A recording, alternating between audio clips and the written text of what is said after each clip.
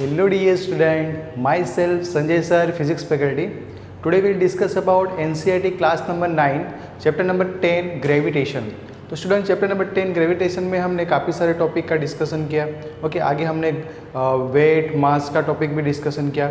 Okay previous video lecture के अंदर हमने वेट और मास का डिफरेंस देखा था. आज जो हम टॉपिक डिस्कस करने वाले हैं वो टॉपिक है अपने फ्लूइड मैकेनिक्स का. तो स्टूडेंट फ्लूइड मैकेनिक्स क्या है? तो फ्लूइड मैकेनिक्स फिजिक्स की ऐसी ब्रांच है जिसके अंदर स्टडी होता है फ्लूइड के रिलेटेड, फ्लूइड के मैकेनिक्स का स्टडी होता है. ओके फ्लूइड के मोशन के साथ स्टडी होता है, फ्लूइड के अंदर लगने वाला फोर्स क्या होता है, फ्लूइड के अंदर लगने वाला प्रेशर क्या होता है. तो वही सब हम यहाँ पे डिस्कस करने वाले, बेसिक कॉन्सेप्ट डिस्कस करने वाले हैं. तो स्टूडेंट पहला टर्म आता है प्रेशर. तो स्टूडेंट प्रेशर क्या होता है, थ्रस्ट क्या होता है, डेंसिटी क्या होती है कि कोई फ्लूइड है वो कितना ज़्यादा डेंस है वो कैसे पता चलेगा. तो वो सब टॉपिक्स हमें पता होने चाहिए, वो सभी कॉन्सेप्ट हमें पता होने चाहिए. तो स्टूडेंट आज हम पहले पढ़ेंगे प्रेशर. प्रेशर क्या होता है? तो कि प्रेशर के बारे में आप काफ़ी सारे स्टूडेंट को पता भी होगा कि प्रेशर क्या होता है. ओके लेकिन आज हम अच्छे से समझेंगे प्रेशर क्या है, उसका न्यूमेरिकल फार्मूला क्या है, कैसे उसको डिराइव किया जाता है, उसका एसआई यूनिट क्या है, वो सब हम यहाँ पे डिस्कस करने वाले हैं. तो स्टूडेंट कि pressure basically force upon area है कि कोई एरिया है उसका कोई पोर्शन है उसके ऊपर हम क्या लगाए, फोर्स लगाए तो वो क्या होगा, आपका प्रेशर होगा. मतलब में आप बोल सकते हो कि pressure is the force acting on unit area of the object. कोई एरिया, कोई ऑब्जेक्ट है उसका कोई पोर्शन के ऊपर, कोई एरिया के ऊपर आप क्या लगाओ, फोर्स लगाओ, तो उसको क्या बोलेंगे, हम प्रेशर बोलेंगे. ओके स्टूडेंट क्लियर है? तो ये प्रेशर है और प्रेशर को हमें समझना हो, प्रेशर का डेफिनेशन तो आ जाएगा लेकिन उसकी प्रैक्टिकली हम कहाँ पे उसका यूज़ करते हैं प्रेशर को, तो समझने के लिए मैं आपको एक डेमोस्ट्रेशन दिखाता हूँ कि आपके पास कोई पेन होगा तो पेन की कैप निकाल देना. कैप निकालने के बाद उस पेन को थंब और फिंगर के बीच में से रखना है. ओके और दोनों देखो यहाँ पे ये थंब और फिंगर के बीच में हमने पेन को रखा है. अभी मैं यहाँ से थोड़ा सा फोर्स लगा रहा हूँ थंब और किससे, फिंगर से, ये पेन के ऊपर. तो मुझे यहाँ पे थोड़ा क्या लग रहा है, ये वाला जो एरिया है उसमें मैं देख सकता हूँ, ये वाला जो पोर्शन है यहाँ पे मैं देख सकता हूँ कि ये जो टिप है वो टिप मेरे फिंगर के अंदर घुस रही है. ओके फिंगर के अंदर जा रही है अंदर. ओके डिप कर रही है.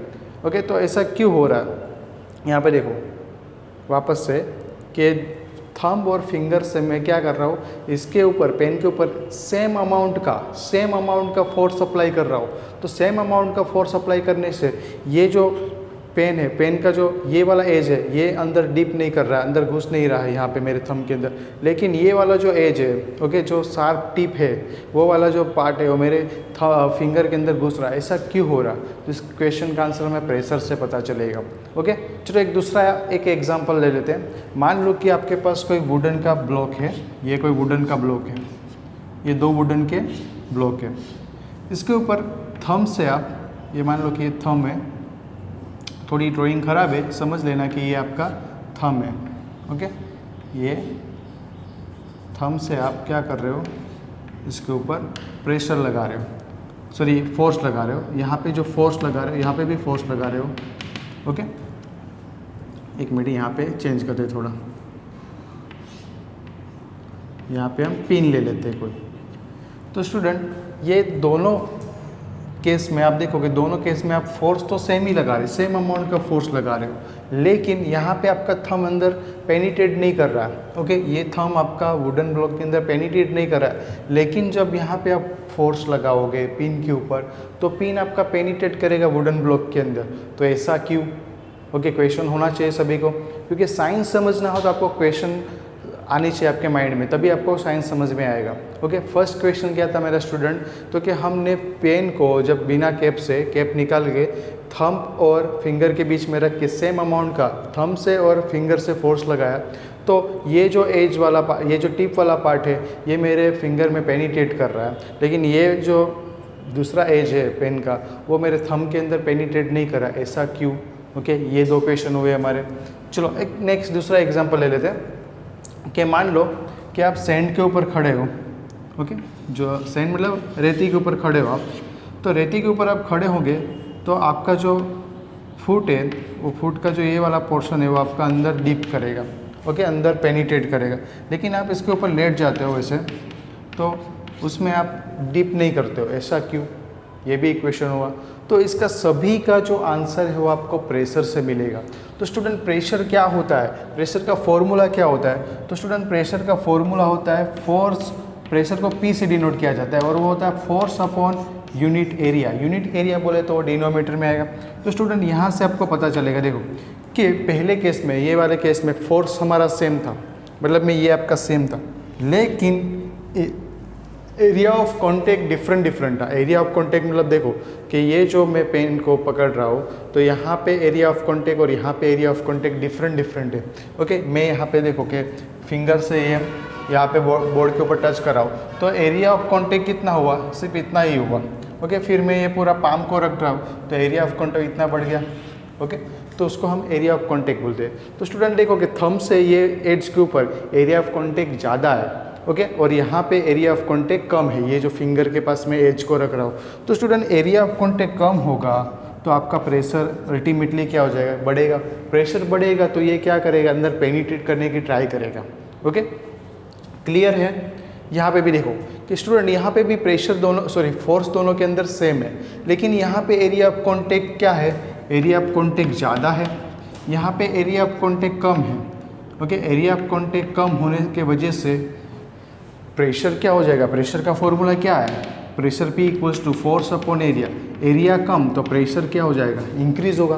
प्रेशर इंक्रीज होगा तो ये क्या हो जाएगा, पेनिट्रेट करेगा। क्लियर है? ओके, क्योंकि प्रेशर का जो एरिया के साथ रिलेशन है वो इन्वर्सली प्रोपोर्शनल रिलेशन है, मतलब में एरिया डिक्रीज तो प्रेशर क्या होना चाहिए, इंक्रीज होना चाहिए। तो वही यहाँ पे हो रहा है। ओके, क्लियर है सभी को कि प्रेशर की एप्लीकेशन आप सभी को समझ में आई? ओके, तो चलो यहाँ पे भी आप देखो कि सैंड के केस में, मतलब रेती वाले केस में आपका जो फुट है वो अंदर पेनिट्रेट कर रहा है, सैंड के अंदर घुस रहा है, डिप कर रहा है। क्यों? क्योंकि एरिया ऑफ कॉन्टेक्ट यहाँ पे कम है। एरिया ऑफ कॉन्टेक्ट यहाँ पे कम होने की वजह से अल्टीमेटली प्रेशर क्या हो जाएगा, इंक्रीज होगा। प्रेशर इंक्रीज होगा तो ये डिप करेगा, लेकिन यहाँ पे एरिया ऑफ कॉन्टेक्ट ज़्यादा है तो एरिया ऑफ कॉन्टेक्ट ज़्यादा तो प्रेशर क्या हो जाएगा, कम हो जाएगा। क्लियर? तो ये कुछ एग्जाम्पल्स है प्रेशर को समझने के लिए। आप डे टू डे लाइफ में ऐसे कुछ एग्जाम्पल्स है आप करते ही होंगे, मतलब ऐसे एग्जाम्पल्स आप लोगों ने देखे ही होंगे, लेकिन पता नहीं था कि इसमें प्रेशर का कॉन्सेप्ट आता है। स्टूडेंट, आप नाइफ़ को देखा होगा। ओके, नाइफ से आप कुछ वेजिटेबल्स काटते हो, तो वेजिटेबल काटते हो तो नाइफ़ का जो अंदर आपने स्ट्रक्चर देखा होगा। ओके, नाइफ़ के अंदर आपने, चलो मैं यहाँ पे आपको नाइफ़ दिखा देता हूँ। ये मान लो कि ये नाइफ़ है। ओके, तो ये वाला जो नाइफ का पोर्शन होता है ये शार्प एज होता है, इससे आप कटिंग करते हो। ओके, वेजिटेबल को कटिंग करते हो तो ये जो कटिंग एज होता है वो शार्प होता है। शार्प होने की वजह से कम फोर्स लगाने से भी आप क्या कर सकते हो, वहाँ पे कुछ वेजिटेबल्स को कट कर सकते हो, क्योंकि यहाँ का एरिया कम होता है। एरिया कम होता है तो प्रेशर क्या होगा, अल्टीमेटली हाई होगा। प्रेशर हाई मतलब आप कम फोर्स लगाओगे फिर भी वहाँ पे आपको वेजिटेबल्स आप कट कर सकते हो, मतलब शार्प एज होगा तो इजीली आप कर सकते हो। ओके, दूसरा एक एग्जांपल दूँ तो आप लोगों ने व्हीकल्स के टायर्स देखे होंगे। व्हीकल के टायर्स में आप लोगों ने ऑब्जर्वेशन किया होगा तो डिफरेंट व्हीकल के टायर्स डिफरेंट होते हैं। जो हैवी लोडेड व्हीकल्स होते हैं उसके टायर स्टूडेंट कैसे होते हैं, बड़े होते हैं। ओके, बड़े क्यों होते हैं? तो कि व्हीकल का अपना खुद का वेट होता है। ओके, वेट ज़्यादा होगा तो वो फोर्स ज़्यादा लगाएगा, फोर्स ज़्यादा लगाएगा तो नीचे क्या करेगा, वो प्रेशर भी ज़्यादा लगा सकता है, क्योंकि फॉर्मूला क्या है हमारा, pressure equals to force upon area. Force ज़्यादा होगा तो प्रेशर भी बढ़ेगा, क्योंकि डायरेक्टली रिलेशन है इसका। तो ओके, तो मतलब में हमें एरिया बड़ा करना पड़ेगा तब आप प्रेशर को मिनिमाइज कर सकते हो। नहीं तो क्या होगा कि आप रोड के ऊपर चलते चलते आपका टायर ही रोड के अंदर घुस जाएगा, इतना ज़्यादा प्रेशर पड़ेगा। तो इसलिए आप स्टूडेंट देखा होगा कि साइकिल्स के जो टायर होते हैं, बाइसिकल के जो टायर्स होते हैं वो छोटे होते हैं, और हैवी जो लोडेड व्हीकल होते हैं उसके टायर थोड़े बड़े आते हैं। क्यों? क्योंकि हम वहाँ पे प्रेशर को मिनिमाइज करना चाहते हैं, इसलिए। ओके, तो ये कुछ एप्लीकेशंस है प्रेशर की। अभी स्टूडेंट आपको थियरी पार्ट में लिखना हो तो कैसे लिखे? तो थियरी पार्ट में लिखना हो तो प्रेशर को आप लिख सकते हो, pressure is the force acting on a unit area of the object. ये आपका डेफिनेशन हो गया। फिर effect of the force is depend on the area of the object on which it acts. मतलब जो इफेक्ट है प्रेशर की वो किस पे डिपेंड करेगा, कौन से एरिया के ऊपर लग रहा है उस पर डिपेंड करेगा। फॉर एग्जाम्पल ये देख लो, ये वाला देख लो, नाइफ वाला देख लो। ओके, ये वाला भी एग्जाम्पल है। फिर the some force can be produce, same force can be produce different pressure depending on the area of over which it act. मतलब में सेम फोर्स होगा लेकिन डिफरेंट प्रेशर क्रिएट करेगा। कैसे? तो कि वो एरिया पे डिपेंड करेगा कि मान लो कि यहाँ का एरिया ऑफ कॉन्टैक्ट ज़्यादा है तो प्रेशर क्या होगा? कम होगा। फिर यहाँ का एरिया ऑफ कॉन्टैक्ट कम है तो प्रेशर क्या होगा? ज़्यादा होगा। तो मतलब में सेम फोर्स, आप दोनों के केस में फोर्स भी कैसा था? सेम था, फिर भी आपका प्रेशर कैसा आया? डिफरेंट आया। क्लियर है?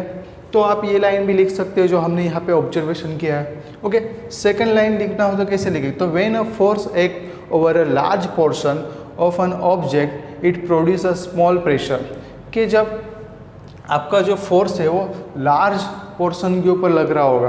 ओके, लार्ज पोर्शन के ऊपर मतलब ये देखो एरिया ऑफ कॉन्टैक्ट ज़्यादा होगा तो आपका प्रेशर क्या होगा? कम आएगा। व्हीकल के अंदर भी देखो कि आपका जो व्हीकल के टायर्स बड़े होंगे तो एरिया ऑफ कॉन्टैक्ट बढ़ जाएगा, एरिया ऑफ कॉन्टैक्ट बढ़ेगा तो स्मॉल प्रेशर क्रिएट करेगा, और हम वही चाहते हैं कि प्रेशर क्या हो? स्मॉल हो जाए। Okay, if same force act over small area of the object it produce a large pressure, मतलब में कम एरिया के ऊपर देखो एरिया कम होगा और प्रेशर लगाए फोर्स लगाएंगे तो ज़्यादा प्रेशर मिलेगा आपको। कम फोर्स लगाओगे, एरिया कम है, सेम फोर्स लगाओगे तो यहाँ पे प्रेशर क्या हो जाएगा? इंक्रीज होगा। फिर से एक बार कि एरिया ज़्यादा, प्रेशर क्या होगा? कम। एरिया कम तो प्रेशर ज़्यादा। अमाउंट ऑफ फोर्स क्या रहेगा? दोनों केस में सेम रहेगा, लेकिन वो डिपेंड किसके ऊपर करेगा? तो एरिया ऑफ कॉन्टैक्ट पे डिपेंड करेगा। क्लियर? इसके बाद हर कोई क्वांटिटी होती है उसका कुछ ना कुछ यूनिट आता है। तो स्टूडेंट यहाँ पे भी प्रेशर का यूनिट लिखना हो तो क्या लिखे? तो हमारे पास तो numerical formula pressure equals to force upon area. तो यूनिट लिखना हो तो फोर्स को किस में मेजर करते हैं हम? फोर्स के न्यूटन से हम रिप्रेजेंट करते हैं। फोर्स का जो यूनिट होता है, जो अपने साइंटिस्ट थे न्यूटन, उसकी मेमोराइज में हम फोर्स का यूनिट लेते हैं न्यूटन, और एरिया का जो यूनिट होता है स्टूडेंट उसको बोलते हैं हम मीटर स्क्वायर। तो न्यूटन मीटर स्क्वायर प्रेशर का यूनिट हुआ, और इसको कंबाइन लिए जो पूरा ऑब्जर्वेशन एक साइंटिस्ट ने किया था जिसके मेमोराइज में हम यूनिट लेते हैं पास्कल। ओके, पास्कल एक साइंटिस्ट का नेम है जो फ्लूइड मैकेनिक्स के अंदर प्रेशर के ऊपर ऑब्जर्वेशन कर रहे थे, इसलिए उनके मेमोराइज में हम क्या लेते हैं? Unit pascal. ओके स्टूडेंट, अभी ये भी लिख सकते हो 1 पास्कल इक्वल्स टू 1 न्यूटन पर मीटर स्क्वायर। ओके, ये भी आप यूनिट लिख सकते हो। ओके, डिफरेंट प्रेशर के यूनिट है, आप कोई भी लिख सकते हो। अभी बात आती है स्टूडेंट थ्रस्ट की। तो थ्रस्ट क्या होता है वो समझते हैं। मैं यहाँ पे इरेज कर देता हूँ ये वाला पार्ट।